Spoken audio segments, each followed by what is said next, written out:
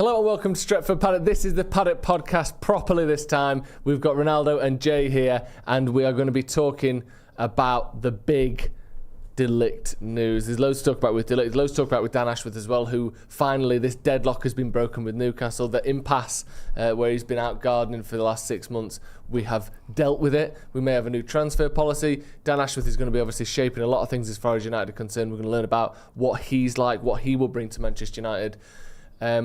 But first of all, how are you two doing? How are you doing, Ronaldo? I'm doing really well, actually. How are you? Yeah, I'm alright, man. I've almost dominoed that, because normally you'd ask me and ask him, and I kind of asked you. You sort of pushed it straight along to Jay. I pushed it along because I'm very proud of him, that's why.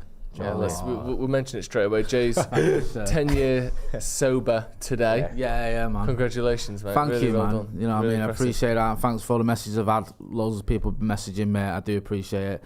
And you know what? It's been a doddle, because United have made my life so much better over the last 10 years. Why would anyone need alcohol or drugs? No. When you can just watch mouth-watering, successful, trophy-winning football That is week in, week out. Isn't it? Finally got rid of that dross we watched under Sir Alex Ferguson and got down to the really entertaining, successful, cutting-edge football that I've craved my entire life. So it's been a doddle. They fixed it. Thank you to David Moyes, Richard Arnold, Ed Woodward, Louis van Gaal, this is for everything you did. Wouldn't have been possible without you. Exactly. Without Without them doing that, Well done, Jay. I wouldn't be where I am.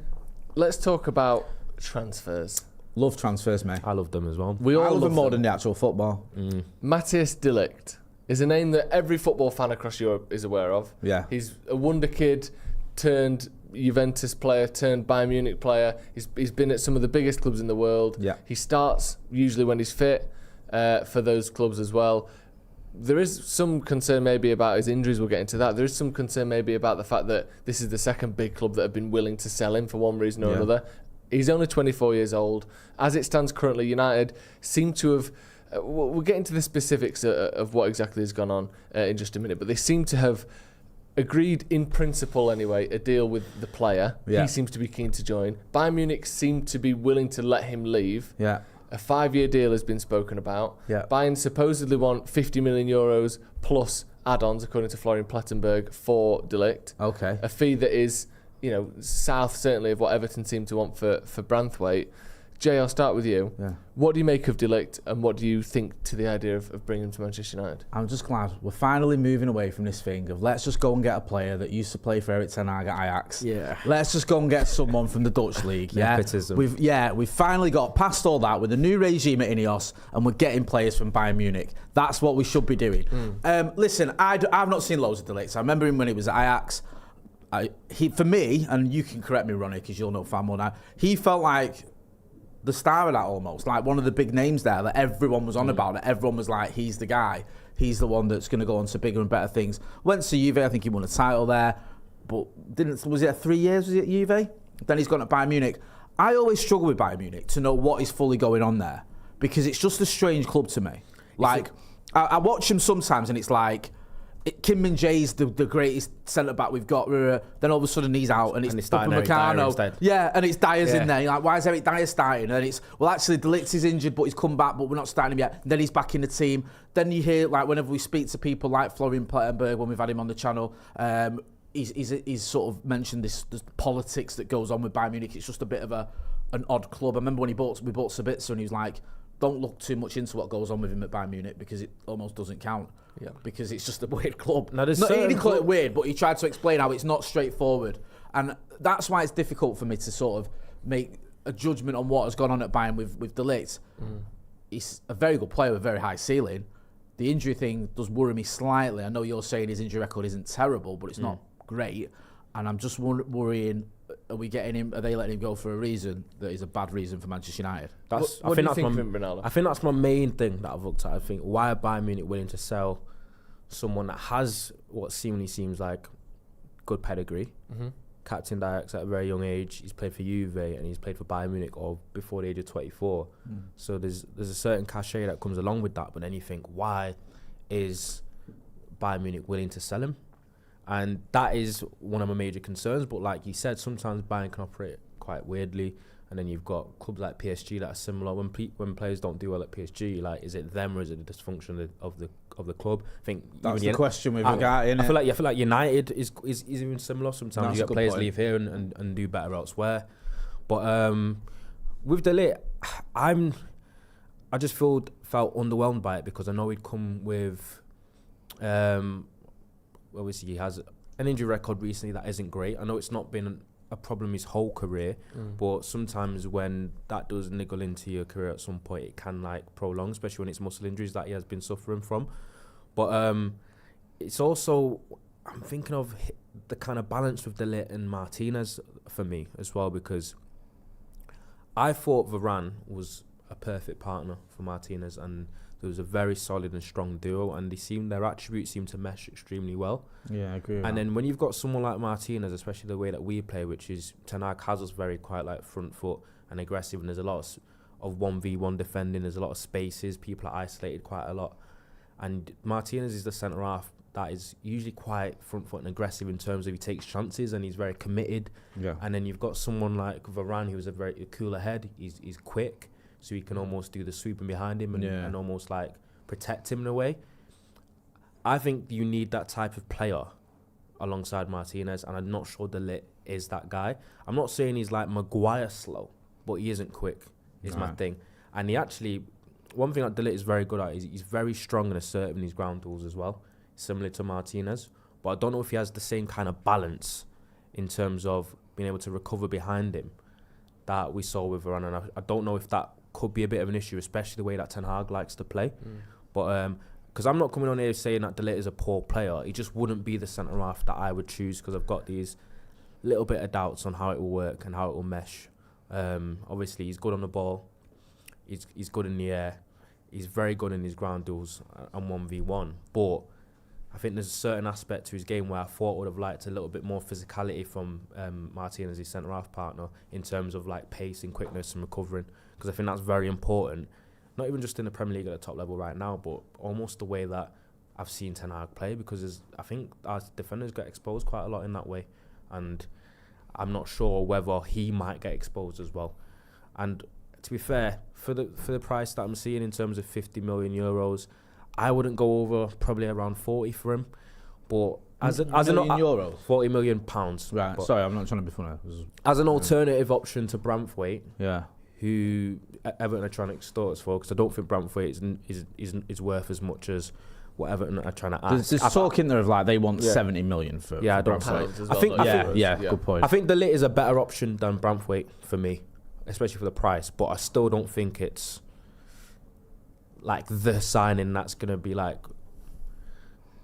that groundbreaking or changing. I don't know. There's something about it that has me quite skeptical. I like this deal. Yeah, personally, I think it makes a lot of sense, and I think it ticks a lot of.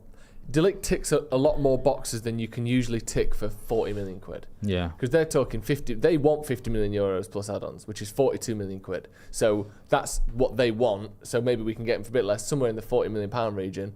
I think you don't normally get hugely experienced, massive ceiling, leadership sort of, not like leadership credentials undoubtedly. He's won pretty much everything there is to win. I don't think he's won a Champions League, but he's won pretty much everything else. Did he win that Champions League at Bayern? No, he came after they won that one. He's a player that is good on the ball. He's not, the best ground passer in the world, but he's good. He's very composed. He's very good at sort of having a high volume of passes. He likes the ball to his feet. He's not going to break the lines and make loads of chances from centre-back position, but he's someone who, if you're panicking, you can give him the ball. He'll comfortably play 50, 60, 70 passes a game. Yeah. You don't normally get all of that. And he's played at the top level for the last 6 or 7 years. You don't normally get all of that for less than 50 million quid. And he's 24. Like, he's got youth, he's got experience, he's won pretty much everything except the Champions League. He's a leader, he's good on the ball, he's good in the air, he's physically strong, he's not particularly quick, which I think is definitely a weakness. But it's very rare you get all of those qualities for a relatively discount price. Like, to me, I think this is a great signing. And I think that the injury thing is something they should be looking at, and they should be considering this knee that he's got where he's in a knee ligament injury that he's had 2 or 3 times over the last couple of years. That is worrying. Not keeping him out for 6-7 months at a time, but it's a month here, it's 10 days there, it's 10 days there.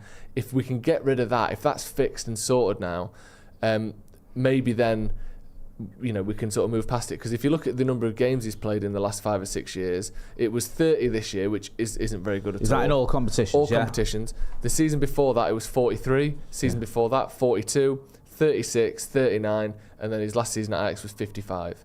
So you're looking at averaging around 40 games a season, which is more than we've got out of Varane pretty much any time we've had him. I know one of the reasons we got rid of Varane is because he's been too injured. So using him as the benchmark isn't great. You just don't know, do you? Because the Varane's numbers were very similar to that. Me and you had a conversation, I remember once, Joe, on Transfers Live, and we were looking at Varane's numbers at Real Madrid. Yeah. And we were like, well, he's upwards of 40 games in all competitions, I think every season for the last 4 years. Correct. That's what it was, yeah. And we made the case that, okay, the difference between, obviously, De Ligt and Varane is age as well. De Ligt is, I think, 5 years younger than Varane was when we bought him. So that's obviously a plus. I mean, for me, it does seem like a good move if the price is right. Also feels a little bit like, almost like we're backing the manager a little bit. We're saying, look, we know we kept you, and we said you were our guy, but there was a feeling you weren't. But if you're bringing in players that he knows and he's worked with before, it does feel a little bit to me like you're going, look. And there's another question I'd pose. Another question I'd pose about the De Ligt transfer, because by all accounts, Bayern fans are that happy. They seem, from what I've read, they're pissed off. That has been sold. Good. That's usually. I don't want to look too much into it because Chelsea fans were raging about Mason Mount, and the jury's still out on that one. I think a lot of people were actually not buzzing with the fact that we paid that much for him. I think it was quite split, but I think for the general consensus is the Bayern fans are not happy that it's been sold. Yeah. So it just makes me a bit concerned about why Bayern would sell him, because it seems like Bayern are trying to sell De Ligt to fund their transfer for Jonathan Tah from Leverkusen. Yeah. Do you know what I mean? So Bayern Munich buying players from the Bundesliga champions. I refuse to believe that for 1 minute. So for some reason they want to sell De Ligt and buy Jonathan Tah from Leverkusen to replace him. So is there something that do they think he's not up to it, or they think Tah has better attributes for them, or what? Or is it the fact that De Ligt's on ridiculous wages? I tell you what, I think it could be. Jonathan Tah is on a rumoured 54,000 euros a week, and De Ligt is on a rumoured 307,000 euros a week. That it could be as simple as that. Also, I'm not saying it definitely is that, but he's on, according to a quick Google search, around 250,000 euros per week more than Tah is currently. There's that, and if they're buying someone, how old's Tah from Leverkusen, thereby weakening the Bundesliga, that may have a slight thing, sort of, that might come into their thinking. Yeah, that we're weakening the champions by getting one of their best players. He's 28. Okay, because to me, I thought one of the main reasons that we wanted to move on from Harry Maguire. I'm not likening them too much, but they have a similar profile in terms. I think De Ligt's a little bit more dynamic, but not like majorly. It's like I thought we wanted to get a centre half that was far more on the kind of the physically dominant side in terms of, I'm not necessarily saying we have to go and get a Saliba or a Van Dijk, but something similar where they're almost got the physicality, but they've got the pace as well to kind of cover. Because I think that's the one thing sort of more modern style centre half, and I don't know if De Ligt kind of fits that. Do you know what I mean? Yeah. Like it's an improvement on Maguire, but is it majorly? I'm not quite sure. And that's crazy for me to say because I'm not like the biggest Maguire fan, even though I respectfully think he played quite well last season from where he was. But, and I agree with that. But to me, I think the only saving grace for it is he's definitely a calibre of player that can play for United. Yeah, it's more on like whether he can stay fit, what his wages will be like, and what the actual transfer fee will be for him. That's my concern. I just ask you about something? Yeah. Is there a big difference in these players that we're linked with? Because I haven't watched a lot of them. Is there a massive difference between Jean-Claude Todibo, Jared Branthwaite and Matthias De Ligt? In terms of play style? Yeah. Do these feel like similar players to you? Does this feel like we're going... They're all... Well, the one thing they I know they're all have in common... I'm not being stupid. I mean, it's the style. The one thing they all have in common, slightly less so with Todibo, but certainly Branthwaite and De Ligt, is physicality. Right. They're both big guys. Like Ligt isn't huge, but he's someone that is a sort of heavier set. He's not a narrow, nimble kind of centre back. Yeah. Branthwaite, the same, is a bigger guy. Like they've obviously next to Martinez, I think there seems to be an eye for the slightly larger person next to him. They're all good and very comfortable on the ball. Yeah. Branthwaite slightly less so, but he's done a bit of that. I think that Tadebo's not really like them. no, Tadebo's not really like them. That's Yeah. that's why I sort of put Branthwaite and Ligt together. Tadebo's a little bit different. And also Lenny Yoro's a little bit different as well. I think he's a combination. Thinner and smaller, but part of that's because he's 18 years old. I just find it curious because it's like there's obviously some real interest in Jared Branthwaite, Yes. and there's obviously some real interest in Ligt. So I'm just trying to put myself in United's shoes. What's the thinking? The Lenny Yoro one is the one where obviously we challenging Real Madrid for his signature, so it's always going to be a long shot. It feels like he's It's dead like in the water. it's like a massive long shot, but he's the one that almost feels like who's going to sign Rafael Varane when he was playing for, was it Lens? Yeah. When like it seems like that type of thing. Like whoever gets him has a Rafael Varane for the next 10 years. Yeah. That's what it feels like almost. And obviously, if Real Madrid get him, that's the way it goes. But that would have been a sign I've liked. Even though he's 18, I think his ceiling's crazy high, and you've got a lot of attributes there to work with, and he could literally has the potential to be one of the best centre halves in the world within the next 5 years. And what I said about Doué and I said about Euro is, in terms of a market opportunity, is Euro and Doué are two players that are likely to never ever be cheaper than they are now, especially if they play to what their potential should dictate. But they're also two players that are 18 and 19 that could come into Manchester United right now and at the very least challenge for a starting place. Yeah. Yeah. And that's very rare for a club as big as United to be able to sign teenagers that can come in and almost make an impact straight away. Yeah. So that's why I was big on Euro. Looks like we're probably going to lose out on him. And then obviously the other ones that we've been linked to in terms of Branthwaite and Ligt and Tadebo, you've got a lot of varying kind of profiles there in a sense. And sometimes that makes it seem like, from a scouting point of view, is you don't exactly know like what you're actually looking for. Yeah. You just think, we need a centre half, so we're looking at a different. I think they do have some similar characteristics. Tadebo's, like you said, is a bit of a different one, but we seem to be further down the line with De Ligt and Branthwaite, and they both are quite sort of physically, aerially in particular, very good. Both comfortable on the ball. Both a slightly larger kind of person to go next to Lisandro Martinez. I want to talk a bit more about United's actual transfer policy and what De Ligt means compared to what we thought we might see from Ineos in terms of like getting in big names and big players rather than the sort of lesser known players. Before that, Jay, Yes. you're going to be so happy to hear this. Go on.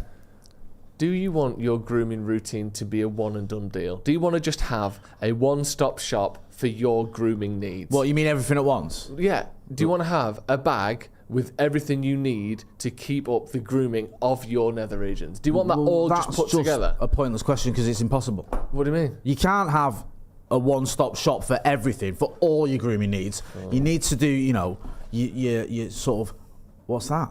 What's that you got there? It's a performance package 4.0, mate. It's the performance package what? Sorry, it's the performance package 5.0. 5.0? Yeah. Yeah. Seriously? Yeah. Are you telling the truth now? It's Manscaped, and this is the Lawnmower 5.0 Ultra, okay? When are you going to let me have a hold on? Have a go on that. Look at the bloody bastard asking on all that. day. It's got all sorts in here. With Manscaped, using the code DEVILS20, you can get 20% off and free shipping at checkout. Manscaped have literally got everything covered. That is your balls' new best friend right there. That's the Lawnmower 5.0 This, Ultra. by the way, not You me. see it there, Jay. That. Chuck it here, look. So I'm not gonna there, throw it. no, just pass it here. I mean, it's durable, but yeah, I'm it's not very going to do durable. It can handle it. This is the foil trimmer, which is their new trimmer that goes closer than close. And I've shaved my arm hair with it, and trust me, it's close. You can also take that off and put on your traditional little clipper as well, the little clippy piece, which means that if you just want to do a normal traditional kind of cut, that's easy to do as well if I just can do it. One There you second. go, you see. That's how easy it is. Look, I'm making a right mess of It's this. got everything. It's got Go on, Jay. the traditional clippy bits, as Joe has said there. It's got the interchangeable two blades, don't forget, as well. Yeah. And it's got the multifunctional on-off switch. Now, not only have you got the Ultra 5.0 lawnmower, you've also got in your performance package the staples, the things that you know and love from Manscaped. So I'm talking about... Are you okay over there? He's all good. Shut up. Don't look at me. Look at someone else. You've got the shed travel bag to put it in. You've got all the things that you know about and love from Manscaped. You've got the performance package there, the 5.0. You've got, when you use our code, you've got 20% off and free shipping. The code is Devils20. There's a link in the description because we've all been there. We've all been out and about when we think, oh, you know what? I'm going to have to get this razor. I'm going to have to get that. I'm going to have to get that. I can't do my whole routine in one go. Well, with Manscaped, you can. And if you go over to Joseph on his single there. And there's your traditional trimmer as well. Simple Your traditional as that. Piece trimmer. of piss, mate. In and out. Like butter. Do you know what I mean? Yeah. It just is that simple. Manscaped, honestly, they've got you all covered. They've got the bag here, the shed travel bag as well. They've got the performance boxer briefs. I mean, would you believe it? Look at them. Imagine trying to perform in them. It would be an absolute dream, wouldn't it? Do you know what I love about this as well? Lovely material, And you've that. been loving this. What? Is the beard hedger. Oh, yeah. Yeah? I ain't got one of them on me right now. It's upstairs. Well, it doesn't matter whether it's here or not. Yeah, You've true. got it. You love it. Yeah, and that's rightly so. It makes I do me love wish it, I had a beard again. Remember when I had a beard? God, I it's one of remember the that. worst Yeah, times well, of my I think life. what? I'm glad Manscaped got rid of that beard for you. But they can do pretty much everything. And the Lawnmower You're one of the 5.0 is worst the things in jewel in my the life, crown. You what? You heard. No, I didn't. Make sure you check out Manscaped. Devils20 is the code for 20% off and free shipping. Honestly, it's just perfect. Isn't it? It is perfect. It literally is And a perfect. do you know what, as well? A big thank you to Manscaped sponsoring this podcast. Been sponsoring Stretford Paddock for years now. We love working with them. We thank them.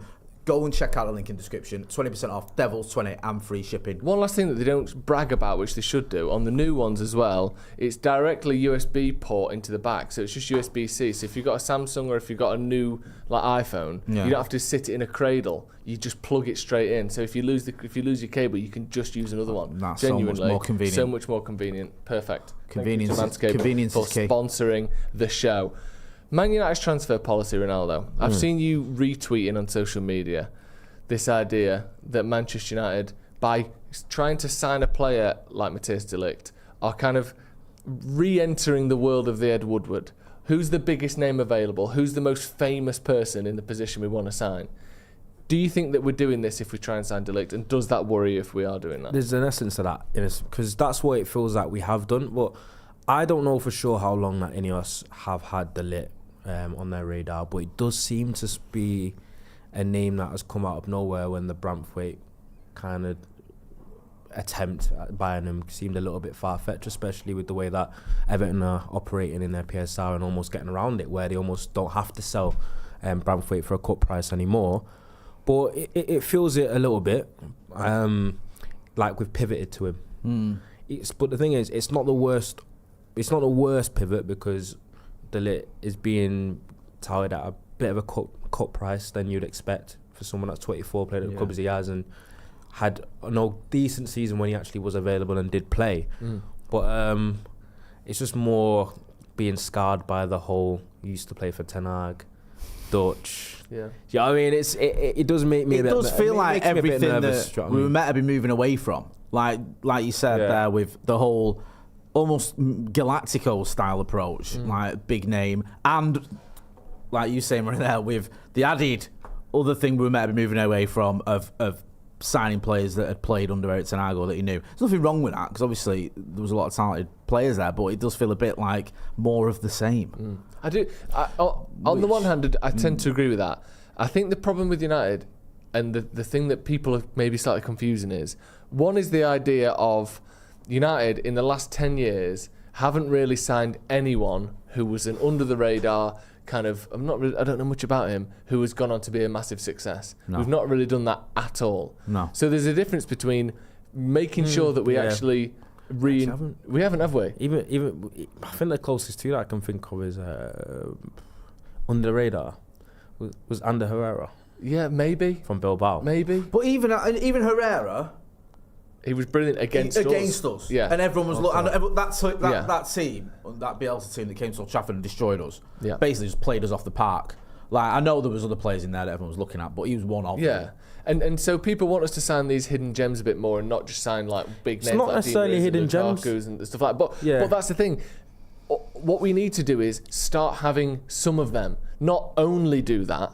Real Madrid and City don't only sign players you've never heard of. City signed Haaland, obviously the biggest name, or one of the biggest name strikers in the world when they signed him. Calvin Phillips, played for Leeds and was 50 million quid for a Premier League player. Before that, they spent 100. The year before that, they spent 100 million on Jack Grealish. The year before that, they spent 75 million on the best up and coming centre back in the world in Ruben Diaz. Real Madrid do the same thing. 100 million on Bellingham. We're not saying only do that. No, but I think some people are saying that. I'm not saying you are. I've seen it on social media now. This idea that if we sign anyone that we've ever heard of, that it's just the same as the Glazers. You think it needs to be? I think a majority of three fans are a little underrated. I think a majority of fans actually do prefer seeing the bigger names because they think they're gonna have a bigger impact. That's just general notion. I don't mean every fan, every United fan. I'm talking the people who want to criticise what we're doing. The sort of the Twitter sort of tactical types seem really keen on. We can't sign anyone you've ever heard of because if you do, then it's just. Do you know what I want to see a bit more? Personally, what I'd like to see. It's like we used to do this under Fergie, and I thought the Scousers, pains me to say, did it quite well. Well, it's not even necessarily buying players you hadn't heard of. It's like getting that mixture. So like they go out and they get say Ronaldo, for example, and you've heard of him, you know him, he's in the Premier League, but he does a job they need him to do. And he helps them win the Champions League. I think he did, didn't he? I think he was part of that Champions League winning side. And then they'll buy they picked up Andy Robertson from Hull. Again, you know who he is, you've heard of him, but they got him on the cheap. Yeah. But then they'll go out and they'll spend the big money on Van Dijk, but they've already saved money elsewhere. So it's just getting that a bit of a balance right, because I think we went through a stage of probably, for about 3 or 4 years where it was all massive signings, all breaking the transfer record for the most expensive defender. Not long after you broke the transfer record for the most expensive midfielder. Not long after you broke the transfer record for the most expensive Premier League striker. It was just madness. I think it's just only do that for 4 years, whatever it was, or 5 years. Whereas if you can mix it up a little bit, Fergie used to do it. Fergie would spend big on a Rio Ferdinand and a Wayne Rooney, and then he'd go out and he'd get someone like an Edwin van der Sar or a Patrice Evra. You know what I mean? There was never any. People always, when they want to sort of beat United with a stick and go, oh, well, you used to break transfer records. We did, but we'd also get the gems and also bring players through the academy. So there was a balance there. And I feel for me, United have been a bit unbalanced. I don't mind us getting a player we've heard of and we know and he was good, obviously, but that shouldn't be your only thing. He's just going out and spending massive money. And I think there was too much of that going on. Where wasn't Ollie said he was limited to 3 transfers or 2 transfers in a window or something. And it was how's that work when you're spending 140 million on 2 players? That's just insane. Hindsight obviously always is 20%. But then you look back and think Casemiro for 70 million at the age of 30 on the decline and stuff. It just ends up being very short term and then just damages you in the long run when you've got to replace him within 1 or 2 years, and then you almost your funds have decreased, especially now with PSR and FFP. You have to get things right when you do that now in the transfer window. And United have got to be very careful because I've always said, I've been on the side of you can have these Galactico signings in a sense, but I think you've got to limit them because I think United's squad is too far away to be elevated by 1 or 2 big stars. It needs the base of the team raising first, and then you sprinkle that on top. But I think that's what I think. That's where I think United are now, where it's raising the floor of the team rather than just trying to buy 1 or 2 big names to raise the ceiling. For me, though, Ugarte and Xerxes, let's say, are more that mold. That makes sense because it's like you say. I don't want to keep going back to it, but it does remind me of that. Like when Liverpool went out and bought Alisson Becker for that big money, they could afford to do that because they were 1 goalkeeper away from winning a Champions League, literally. And they went and did that and it worked. Whereas if United, like you say, go out and buy 80, 90 million pound player, and that means we can only buy 1 or 2 others, that's not going to work for us. Can't afford to get it wrong now. You get it wrong and the next season you're hampered in terms of your budget because obviously you've paid an extortionate fee for a player. You end up not having that successful of a season when it doesn't work out. You might not qualify for the Champions League, you might not finish a certain place in the table. And then you go into the next transfer window needing to replace that player. And then United have had it. United have had it with Anthony and Casemiro. And Sancho. So you've had 2-3 seasons in a row where you've paid for players 75 million where you're like, shit, we addressed right wing last season, but we need to address it again this season. And then you addressed the transfer window before and then you've got to address it again now. And that is the risk that you're taking. And obviously with the pressure that comes with United, it almost feels like you can't really go for the hidden gems as much. They need to be a little bit more proven because United are expected to win all the time, so there's not as much risk. But if your scouting's clever enough, you can do that. Do you know what I mean? And that's what I think we've lacked on. But Ligt, for the price, isn't as expensive as probably some people say it could be, especially in the current market. But he does fit into that mould of, it's another big name. Yeah. Had a lot of pedigree. He's played for Juve, he's played for Bayern, he played for Ajax. He was meant to be this next wonder kid. And it just feels like in 5 years you're going to be at your fourth club. You still haven't settled and nailed down somewhere. Why is that? Yeah. And for all the qualities you talked about, he's meant to be a leader going up through Ajax. He was the youngest ever captain at Ajax as well. But it just makes you think, these are the things that I think we've got to look at when we're looking at potential signings. But the other thing is, who else are we going to sign? It's not certain players as well have a trajectory like that. Like someone like Kingsley Coman had a bit of that before he sort of found himself at Bayern. I think, what's his name now? He was at Juve and he was...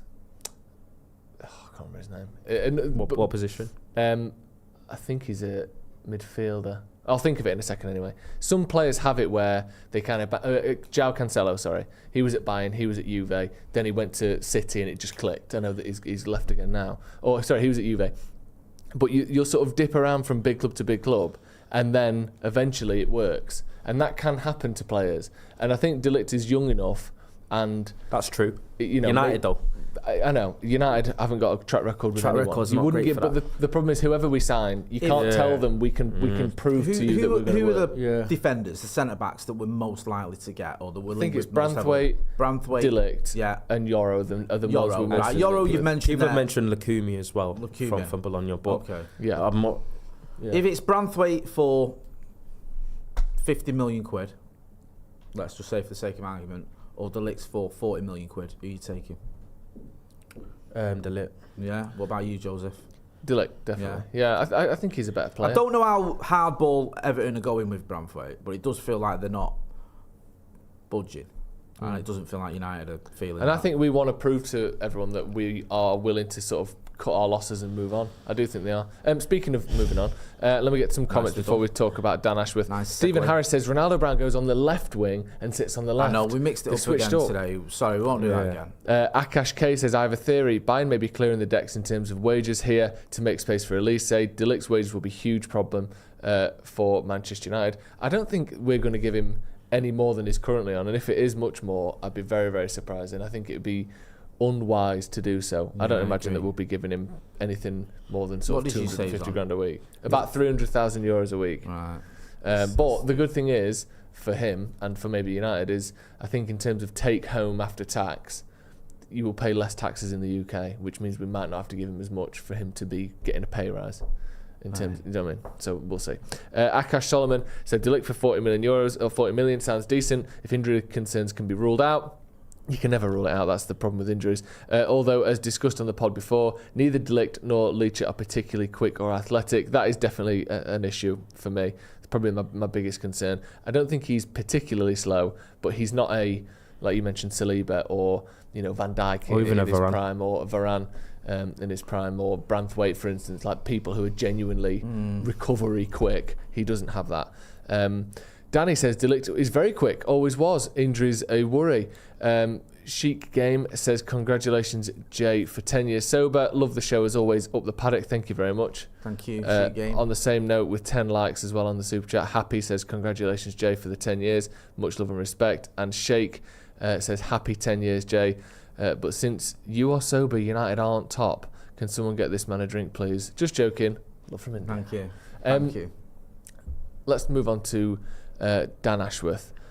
Finally, he is a Manchester United employee, or very, very close to being a Manchester United employee. David Ornstein saying that work can begin immediately. He's out of his gardening leave. United have come to an agreement with Newcastle. This thing that looked like it might be going to court at one point. They said they wanted 20 million at one point. There's rumours now that it's sort of substantially less than the 10 million that they've been asking for even up until recently. United seem to have got a deal done there. Newcastle are sort of flexing that they can add that money to their transfer budget. United are flexing that we've got a new guy in who we wanted, who we could have been waiting till, some people were saying sort of winter or even the new year until we got him in. So it sort of works for everyone here.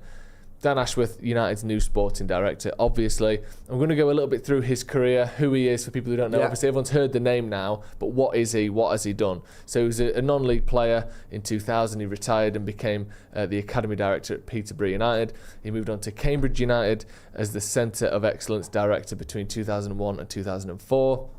Then he went on to West Brom as their youth team manager before he got promoted to being their sporting and technical director in 2017. In 2012, he was appointed as the FA director of elite development. Also worth remembering that West Brom at that time were a sort of up and down Premier League club. Quite consistently, so that was maybe a slightly bigger job than it would be now.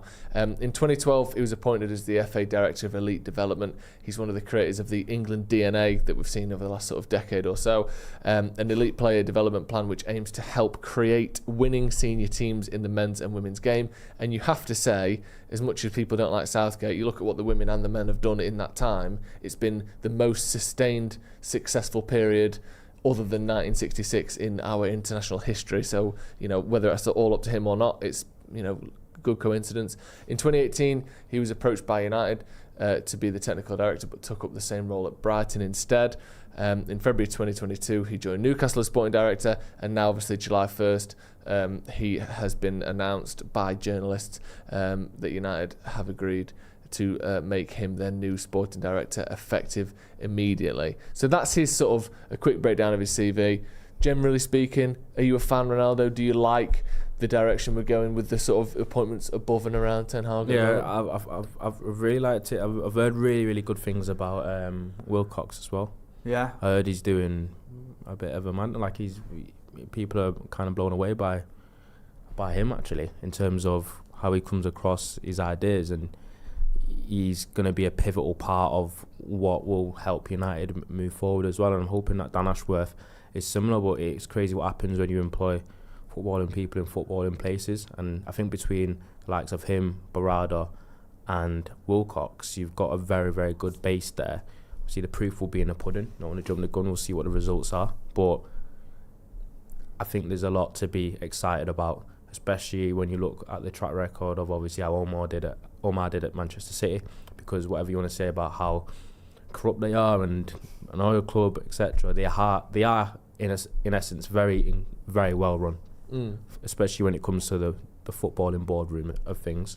And then you've got Dan Ashworth and his success story of how he basically was the driving force behind how Brighton have excelled so far in the Premier League, and they've kind of followed on from even when he's left, and that's how he got his big move to Newcastle. So hopefully he comes to United. We have a much bigger club than Newcastle, much more cachet as well, and I'm sure that he's been chomping at the bit to start, and they've been holding him ransom. But I've got every bit of confidence that we'll see at least some positive changes, and even if it's like 5%, 10%, any improvement's good improvement, and then we can hopefully see United being run properly and doing better things than we've seen in the last decade. Well, 100%. You can't help but admire that career trajectory. Yeah. Going from non-league to Peterborough, no disrespect to his team, to Cambridge United, to ending up at Manchester United as one of the most important people at the club is phenomenal. And also along the way, all that success. Like Brighton, I remember when they got rid of Chris Hughton, a lot of people, myself included, were going, what are they doing there? He's kept them up. There's, you want to play better football, know your place. And they're like, no, we want you can play better, progressive football, and we can take a chance on a young up-and-coming coach. And we have got a scouting system that's going to back him up as well. And it works. And it works perfectly as well. So you've got to give him credit for that. And I know his time at Newcastle wasn't very long, but it seems he got a lot right there as well. And they were obviously reluctant to let him go. So you'd imagine that that's because he was a success there, and because they believed he was behind some of the success they've had getting back into the Champions League after that big break. Yeah. So I'm excited. It feels all sort of grown up and how a club should be run, rather than like we have been in the past where it's like you're mates with Joe Glazer, so we'll give you one of the most important jobs in the club, which is ridiculous. We've just got to wait and see what happens, aren't we? Because I'm not going to lie to you, a year ago I never heard of him. Yeah. I don't know about these things, but it's not like I was going, we need to get Dan Ashworth. Now we've got him, it's good, but he's got to show himself, because like Ronnie just said there, he's at a much bigger club than he's been at before. Yeah, I do think that is if he's someone in the comments here saying Desert Storm, Ashworth is one of those grifters who goes around big companies selling snake oil. If he does, he says he moves on before he gets sussed out. if he does, fucking hell. He's been very, very lucky so far to not get sussed out. Everywhere he's been, almost. I've spoke to my mate who's a diehard West Brom fan, says, when he was there, sort of, you didn't really know, obviously, day to day what Dan Ashworth is doing because he's behind the scenes, but it's like, it just so happened that things started going in the right direction. Correct decisions seem to be being made, and you can't put it all on one man because who knows what's going on day by day, but it's like, we just got a lot better. And I can't say it's all him, but we just did. And then he left and we got worse again. Like, these things happen. Like Brighton, they just so happen to have gone from being not even a Premier League team to, when they're at their best, one of the best football playing, hardest to beat teams in the Premier League. Like, there was a period where you go to the Amex, isn't it, their stadium, and it's fucking impossible to play against them. City had like 45% possession against them, or 40% possession against them one of those games. Like, they are like that. England again, 2012 from that point onwards, basically, we've never missed a tournament despite not qualifying 4 years before, and we keep getting to quarterfinals, semi-finals and finals. All right, so maybe it's all luck. And maybe Newcastle getting the Champions League was all luck as well. But he's on one hell of a lucky roll of the dice at the minute, isn't he? He's had an amazing set of hands back to back to back here for him to be, faking all of this. I think some of the criticism or some of the reservations around Dan Ashworth, from what I've seen online, and by all means, correct me if it's different in the comments today, is this idea that his priority is to bring Gareth Southgate in. Yeah, I've seen people saying that. And I don't believe it for 1 minute. I don't think he wants to bring in Gareth Southgate because that would be insane. And I don't think he is insane. And yet I think people are using that as a stick to beat him with. Like, well, this guy must be an idiot because he wants to bring Southgate in. Does he? Has he told you that? I think people are just saying that because they know they're friendly. Yeah, they're mates, or they get along with each other. But that doesn't mean he thinks he's the right man to be the United manager. No, and I'd be very surprised if he did. I cannot imagine that. No. I can't imagine someone who's been in football for 24 years and had success at every level, including international level and at club level, thinks Gareth Southgate is the right man for Manchester United. I said it on my news this morning. I said it on Transfers Live the other day. I'm sorry, I don't believe it for 1 second. And I also don't believe for 1 second that he wasn't consulted about Erik ten Hag. No, of course he was. There's no way on God's earth he come into this job today and he's going, well, you can fucking get rid of him in the dugout because he's a load of shit. Yeah. He obviously knew about it. He's obviously been chatting. And I'm saying it. Legally speaking, I think that he probably can. As long as United aren't paying him. Yeah. Like, if I let's say I work for Stretford Paddock and I go to the pub, I'm still allowed to have an opinion on other fan channels that I say to people without being, someone's not read the contract. Yeah, exactly. But he's allowed to have an opinion on Manchester United despite being a Newcastle fan. A Newcastle employee. Again, not paying him. Logic. You just got to use logic in some of these scenarios. It's beyond the realms of possibility that there was no conversation with Dan Ashworth about who the manager is going to be when he arrives at Manchester United. Yeah. Like, it just wouldn't make any sense whatsoever. If he arrived and he was like, "Oh my God, Ten Hag's still here. What's going on, lads?" Yeah, I thought I thought we were getting rid of him. Like, there's no. I just can't imagine it. Of course not. Abhinav Verma says we got Dan Ashworth in, but what about the other guy, Ash Danworth, who was working here in the gardening supplies department? Yeah, the gardening leave world, the gardening forums have lost an absolute legend today, haven't they? And I the likes of Monty Don, the likes of Alan Titchmarsh. Will be sort of taking off their hats, hold them to their chest and lowering their heads today because the gardeners of this world have lost an absolute legend. Gardening leaf. Nice. Speaking of the opposite of legends, Wally's. Wally of the week. Wally of the week. It's easy. There's a graphic. Hit the graphic. There's a graphic that we've got. Pop the graphic. There it is. Wally of the week. Jay, I'll start with you. You know me, Joseph. I don't like to get political. But I'm going to go... Sickening. Spoken like a true politician. I'm going to go with Rishi Sunak. Dame Rishi Sunak to you. Anyone that wants to bring down the Tories deserves a pat on the back, but the way he's going about it is a little bit mad. Go on. Just like, I've seen someone on Twitter before and it's the usual right wing, the immigrants are all coming here, we're all going to die. Just xenophobic, kind of a little bit racist nonsense that he seems to have pivoted to, and it's just minging. And it's like, you're gonna lose with a bit of dignity. You don't have to go out like a tramp. Yeah. The only reason it's not racist is because immigrant isn't a race. Yeah, that's what I mean. That's why I didn't say. But if you point it, whatever it can be, it is that. It's massively xenophobic. It is. It's got those connotations. It's just ridiculous. And it's like, they're all coming over here to take our jobs. Yeah. That's insane. It's a smokescreen for their racism. It is, man. It is. And listen, I've seen it all in the 80s, and it feels a little bit like that again. And it's sad to see, especially what's going on in France as well. It feels like a bit of a scary time at the minute. And he should know better, but he doesn't because he's an idiot. Yeah. My Wally of the week, and it's in direct contrast to what a lot of people are saying at the minute, is everyone who's just not in... Well, you're pro-Tory? Wow. No. Is everyone who's not getting any enjoyment out of England qualifying for the quarterfinals, who can only focus on the negatives. Yeah. Of course, there are negatives. Yeah. But the fact that we won the game, the fact that we're into the next round, is a positive that should be celebrated. And I think this whole thing of like, when will they play like the club team? And we see Foden at City, we see Walker at City, we see Rice at Arsenal tearing it up, and then you think like, I think what was it, 23 Premier League titles. We look at the squad: 23 Premier League titles, 24 FA Cups, 24 League Cups, 3 Club World Cups, 4 Champions League titles. That isn't this squad. That's the 2010 World Cup squad, and none of the players in that squad ever even got to a semi-final for England. So they were all amazing for their clubs. Wayne Rooney, John Terry, Frank Lampard, Steven Gerrard, all of these players were incredible for their club. And at no point were they one penalty kick away from winning a Euros like this team was. I think we have to just calm down and hope that they keep winning. Do you know what I love about that 2010 campaign? That was the one where... I think they've been rightfully criticised though. I'm not saying they've been good and don't ever criticise, but I think we should still also try to enjoy the winning games and that we're getting through. Come on. Yeah, when I watched the game, I prefer them to Slovakia. In 2010, where John Terry gave that press conference, said basically he was going to have a word with the manager about the style of play, and now all the players were going to have a word with the manager. And then Frank Lampard gave another press conference like the next day saying, I don't know what John Terry's talking about. Yeah. None of us are going to do that. No. I just a complete shambles. Yeah, there's a chance, and it's a small chance, I admit that England win the Euros playing like this.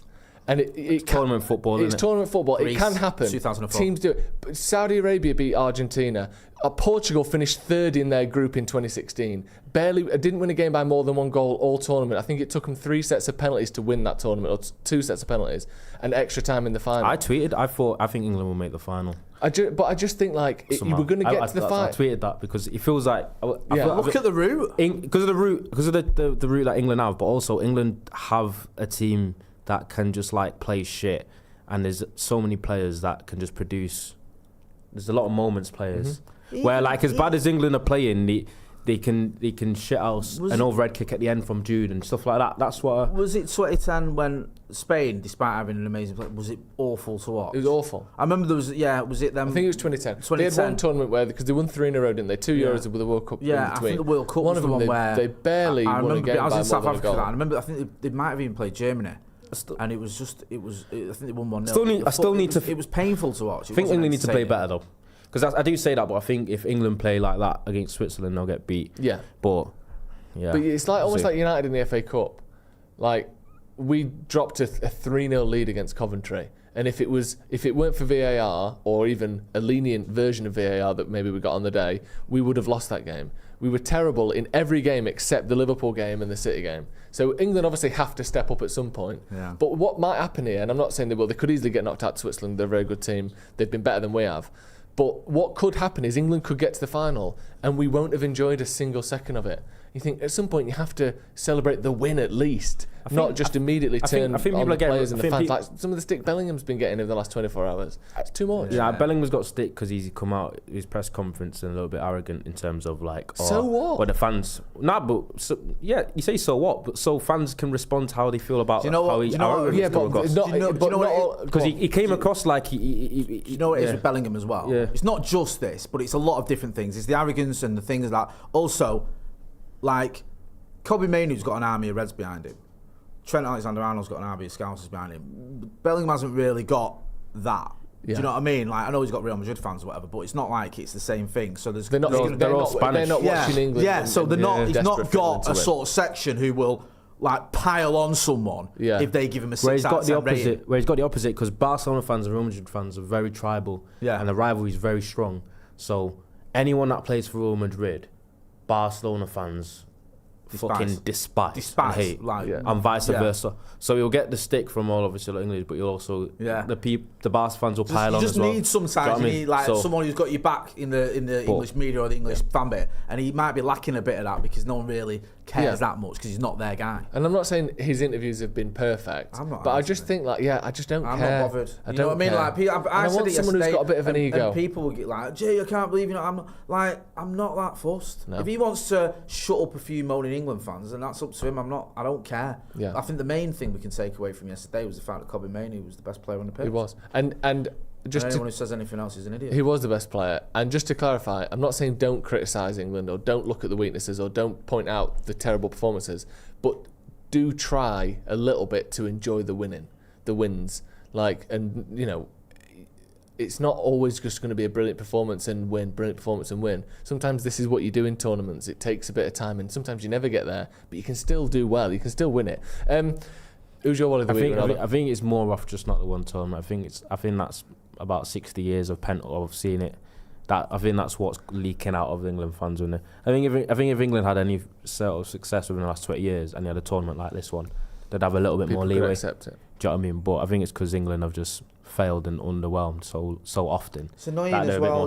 When you talk about Spain have smashed it for a little period. France since the 90s have won 2 World Cups and a Euros. Like you see in other countries who've got their act together and managed to get some actual trophies, not just one or 2 or 3. And we're still waiting and carrying on and banging on about 1966. And even though we've had some success under Southgate, it's not been a trophy. No. But it's the closest and it's the most. I know it's just like Wally saying. It's just it is annoying and frustrating. And I'm not even that diehard England fan. I want them to win because I'm English, but I'm not that bothered. But I think for some no disrespect, but take the disrespect. I don't care. Millwall and Rotherham fans, and this is their only chance of seeing a team in Europe or a team playing at an international level and possibly winning a major trophy. Then they're going to be a little bit more vitriolic. We've seen it over the years. Who's your Wally of the week, Ronaldo? It's easy one. Jacob Steinberg for giving Kobbie Mainoo 6. I can't believe when I saw that when Jay tweeted it. I'm sorry. Do you know what? I didn't tag him in it or mention him because I thought, but I can't ignore it because I said the other day when Laurie was on the channel. It's funny when he got keep going on about this guy, but he keeps bringing it on himself with just nonsensical ratings and having digs at the kid. And I even got to the point where I looked at all the other ratings I could find, and none of them were as bad as his. Yeah. And it made no sense because you give Konza a 7 and Mainoo a 6. Well, can I just to play devil's advocate a little bit here? As long as it's a little bit. Yeah, it's not. I'm not playing it very strongly. I think Mainoo deserved higher than a 6. Absolutely, I think he was our best player. The one thing I will say is, of the starting players, only Bellingham got a higher rating than him, and that was a 7. He was very harsh on all of the starting players. Trippier got a 4, Rice next to him got a 5, John Stones got a 4, Walker got a 4. Yeah. The thing where I think he makes himself look bad is he's given all of the subs 7 or 6. Yeah. So like, did he give Gallagher? He gave Gallagher a 6. Eze got a 7. Eze got a 7, Konsa got a 7, Ivan Toney got a 7. I think that's where he's messed it up because Gallagher if you look at the starting 11, it's not that bad. Done what he did. But the fact that he's defaulted to giving all the subs a 7 then undermines the rest of his barely on the pitch, wasn't he? Yeah. How's he got the same as Mainoo? Higher than Mainoo. That's what's ridiculous. Higher than Mainoo.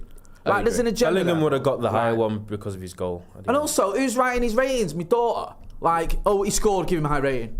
Yeah. He set up a goal. That's always happened. He set up a goal, give him a high rating. Yeah. Do you know what I mean? How's that work? That's how football is, though. Like if you're playing a 4 and you score a goal to equalise like that, then you go straight from a 4 to an 8. You've impacted the game directly. That's just how it is. Yeah. People have criticised that because you got man of the match as well. But I thought that's just happens. Do you know what? I can live with the Bellingham thing. Even though I don't quite agree with it, I can live with it. I don't think Bellingham on a 7. Me and you were on a watch along. I didn't think he played as badly as some people made out. No, I don't either. But the thing that annoys me is when you're giving like Konsa a 7 and Eze that's where he's 7. messed up. I think. Like even Tony giving him a 7 and think, all right, he came on, he affected the game, like you were saying, with the header. But it's just it's and also the little dig, like it's not just the rating, it's the little still leaving the defence exposed. Yeah, like you're just not letting it go. I just think it stinks of. I've got a bit of an agenda against this kid. I said something, I got a load of grief for saying it. I'm going to double down on it. Yeah. Rather than quite possibly push back, rather than roll back. Danny says 2002 England versus R9 Ronaldo and Rivaldo, now against Slovakia. That's true. I was thinking that when you did go back in time, I was thinking the teams, I think the foreign teams were probably arguably. Do you know what it is? A bit stronger. Do you know what it is? Also, I mean, yeah. I didn't mention 2002. I said 2010. When you said 2010, I was like, But by the Spain way, were like 2002, unbelievable. Yeah. Sven messed up because I think had we beaten Nigeria, we would have gone the easy route that Germany had.